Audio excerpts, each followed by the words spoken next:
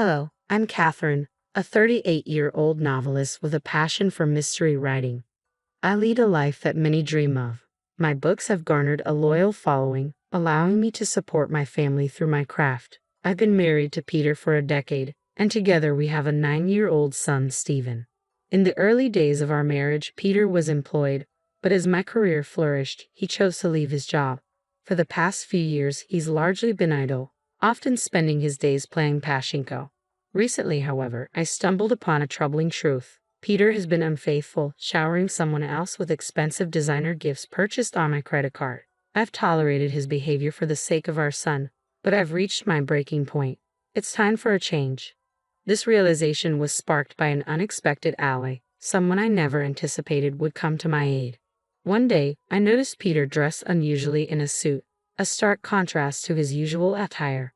My curiosity piqued. I asked him about it. He seemed caught off guard but quickly recovered, claiming he had a job interview.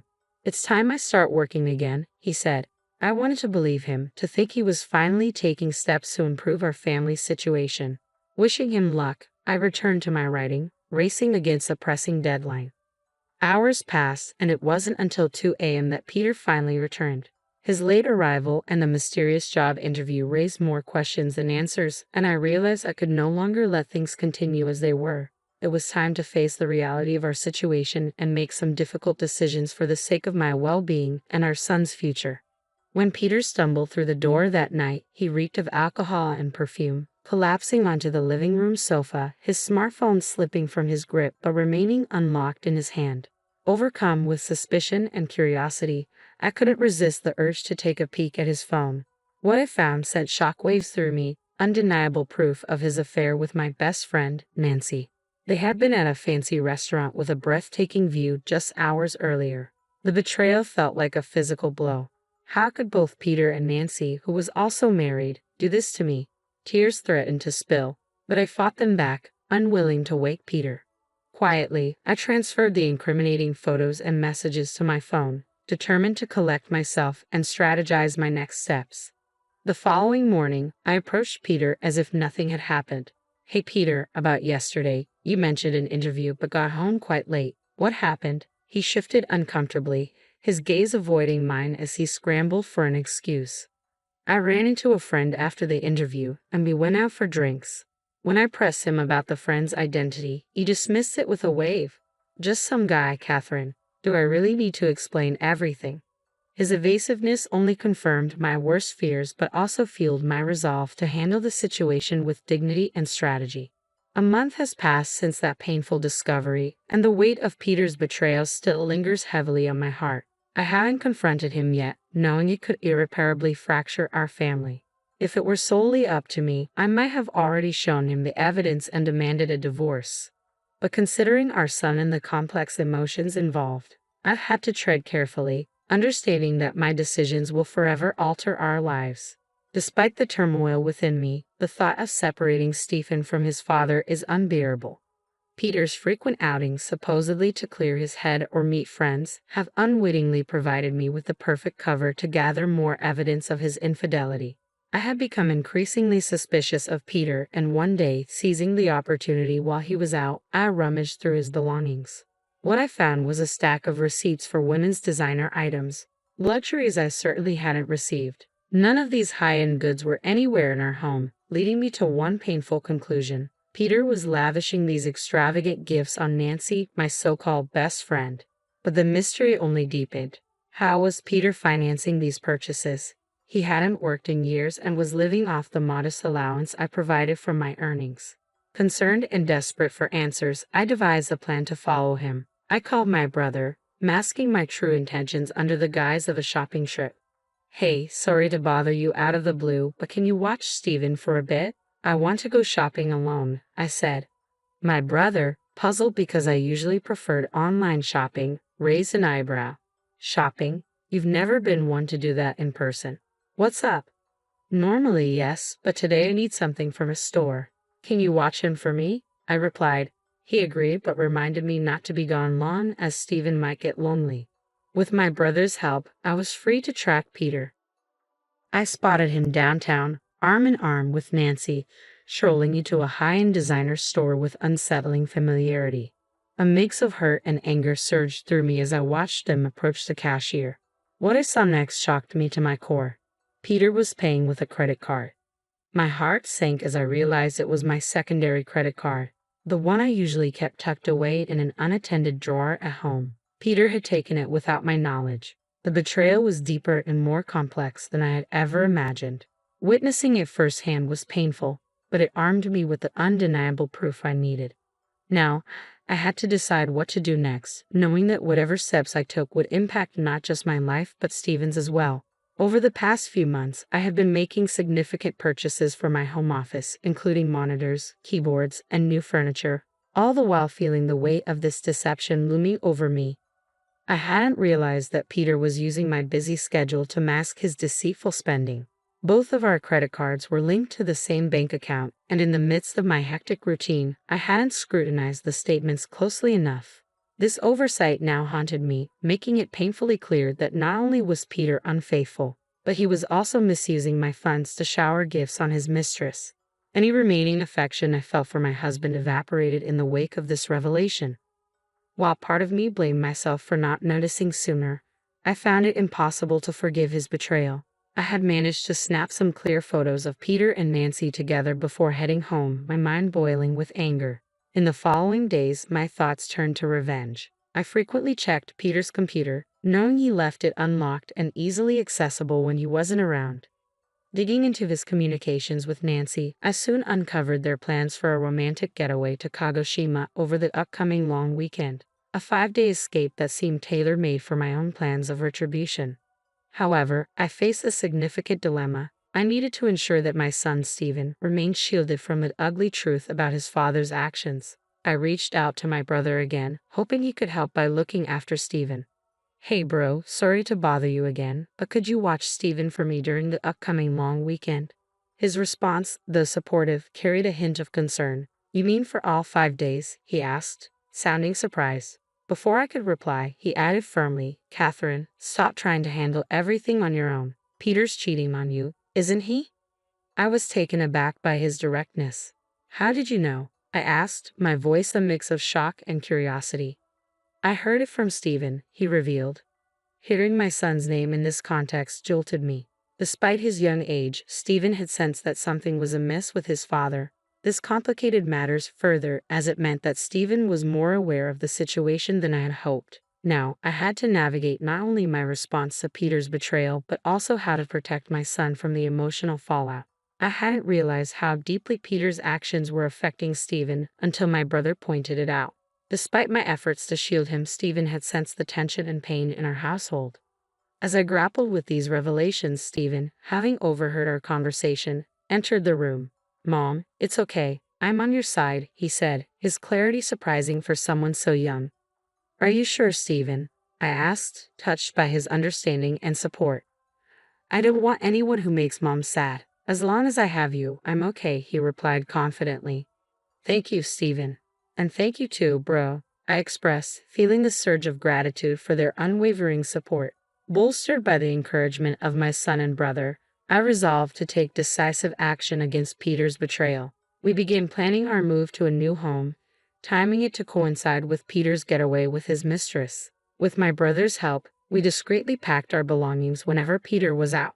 The night before the long weekend, as Peter buzzed with excitement for his trip, I decided it was time to confront him and perhaps give him one last chance to explain himself.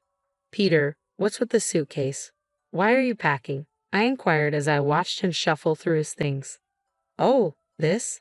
I'm going on a trip with a friend starting tomorrow," he answered nonchalantly. "A trip? Did you mention anything about that? Seems like a last-minute decision," I probed, hinting at my knowledge of his misuse of the allowance. Peter's annoyance was palpable as he attempted to brush off my questions. "Don't talk to me about it anymore, Catherine," he snapped. I lowered my voice, pressing in further. "Are you really going on this trip with just a friend?" My tone caused him to flinch, his shoulders tensing as he realized how much I knew. His reaction confirmed my suspicions, and I understood what I had to do next, for myself and for Stephen. Despite his obvious deceit, Peter tried to downplay my concerns. "You've been nagging me a lot lately, Catherine," he said, trying to justify his secretive plans as merely a getaway with a friend. Have a good time, I shot back, my voice dripping with sarcasm as I left the room. Deep down, I wish Peter had been honest with me. Perhaps I might have considered working through our issues amicably, maybe even discussing alimony and child support despite his infidelity. There was a time when he had been my pillar, supporting me through my struggles to get my novel published. I didn't want to harbor hatred or resentment toward him. However, given the extent of his deception, I knew I couldn't just stand by for the sake of my son and my future. Ending the relationship had become inevitable. There was no merit in preserving ties with someone who had been so repeatedly dishonest. The next morning, by the time I woke up, Peter had already left for his trip. I immediately checked a drawer and, as expected, found my credit card missing. Without hesitation, I called the credit card company to report it lost and blocked any further transactions. As I managed these logistics, Stephen woke up and greeted me with a bright smile. "Mom, today's the day, right?" he asked eagerly. "Huh," I replied, momentarily confused. "We're moving to our new home today, right?" His eyes sparkled with excitement, dispelling any residual anxiety I felt. "That's right, Stephen. I've canceled the credit card, and now it's time for us to move on to our new home," I confirmed, feeling a mix of relief and anticipation. "Yeah, I'm excited for our new home," he exclaimed. With my brother's invaluable assistance, our move went smoothly, and as we settled into our new environment, I felt a powerful sense of a fresh start. Stephen's enthusiasm and resilience reminded me that no matter how challenging our circumstances had been, a new beginning was not only possible but also filled with potential. A sense of renewal washed over Stephen and me as we settled into our new life. Meanwhile, Peter's belongings were sent to the address he had specified, marking a definitive break in our lives. This tranquility, however, was soon interrupted. The next day, while we relaxed in our new surroundings with my brother's support, my phone rang. "Hello, Catherine. It's Peter. Can you transfer me some money? I've spent more than I planned and need some extra cash," he said, completely unaware that I have frozen the credit card he usually misused. "Didn't you say you were going to stick to your allowance?" I replied, my tone sharp. "Come on, don't say that. I can't enjoy my trip if you do," he complained. "Alone? Aren't you with Nancy?" I shot back, cutting straight to the heart of the matter. Peter sounded taken aback. "What are you talking about? Who's Nancy? What's going on with the card?" he asked, trying to play dumb. "It's pointless to act innocent. Your lies aren't working," I snapped, my patience wearing thin. "It's clear you've been cheating on me with my best friend. Did you really think you wouldn't get caught?" "This isn't what it looks like. It's not cheating," he stammered, desperation creeping into his voice. My anger flared, fueled by his feeble attempts to deflect blame. With my brother and son within earshot, I unleashed my fury. "Stop making excuses. You have a family and chose to have an affair while misusing someone else's credit card. Do you realize how low you've sunk?" "Catherine, let's calm down," he tried to soothe. "Calm down? How can I stay calm when I'm talking to the person who betrayed our family so thoughtlessly?" My voice rose, an outpouring of emotions I had held back for far too long. The call ended with my unyielding words, leaving a heavy silence in the room. My brother placed a reassuring hand on my shoulder, while Stephen looked up at me, his young face a mixture of confusion and concern. This painful moment marked the beginning of a new chapter for us, one where we could move forward from the deception and hurt. Overwhelmed with a mix of disgust and resolve, I made my feelings brutally clear to Peter. "Let me make this clear. I have no intention of forgiving you or offering any help. You and the woman you cheated with can go straight to hell. Don't you dare show your face in front of me or Stephen ever again." With those final words, I abruptly hung up the phone, cutting off the conversation. Moments later, Nancy, the woman Peter had cheated with, called me. Her voice was sharp and demanding.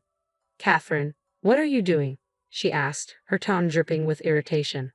"Nancy, long time no see. How's your trip with your best friend's husband going?" I shot back, my words laced with sarcasm. "Shut up. Explain yourself," she snapped. "Don't play dumb. You sent Peter's belongings to my house, didn't you?" I pressed, my anger boiling beneath the surface. During our move, I had deliberately shipped all of Peter's belongings to Nancy's house, fully aware that she was the other woman. Since Nancy was married, I knew her husband would be home when the delivery arrived. I had also included a detailed letter outlining the situation, ensuring her husband would understand the full extent of their spouse's betrayal.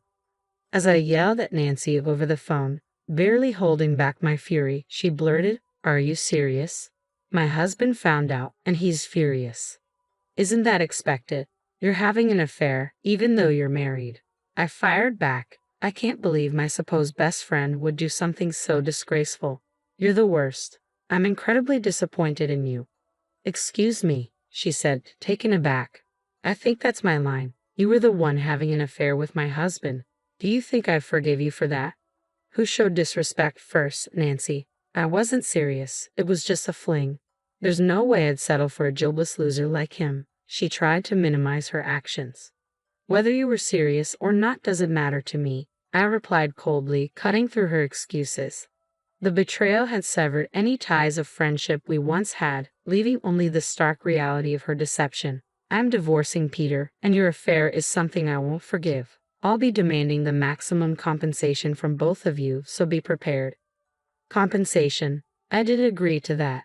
Why should I pay you?" Nancy protested, her voice tinged with panic. "It's only natural. You did something that warrants it," I asserted firmly. "But wait. I'm a housewife. I can't afford to pay compensation," she stammered.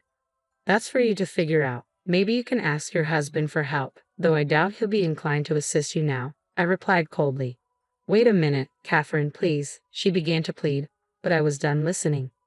"Goodbye," I said, and I hung up the phone, promptly blocking her contact. I moved forward with the divorce proceedings through a lawyer, demanding compensation not just from Peter, but also from Nancy. I sought child support and reimbursement for the funds Peter had frivolously spent on my credit card. Nancy, now burdened with debt from the compensation payments, was served divorce papers by her husband and eventually forced to leave their home. Her attempts to rely on her family proved fruitless, and she found herself working night shifts just to make ends meet. Peter, having tried to lean on Nancy only to be blamed for their downfall, watched the relationship crumble. They parted ways, and with his long spell of unemployment, he struggled to juggle several part-time jobs just to survive. If he ever falls behind on the compensation or child support, I am fully prepared to enforce the legal judgment. Meanwhile, Stephen and I are thriving in our new environment. He is growing up quickly, blossoming in a home filled with love and free from the sadness of the past. My focus is on continuing to provide him with a nurturing atmosphere, shielding him from any further emotional turmoil.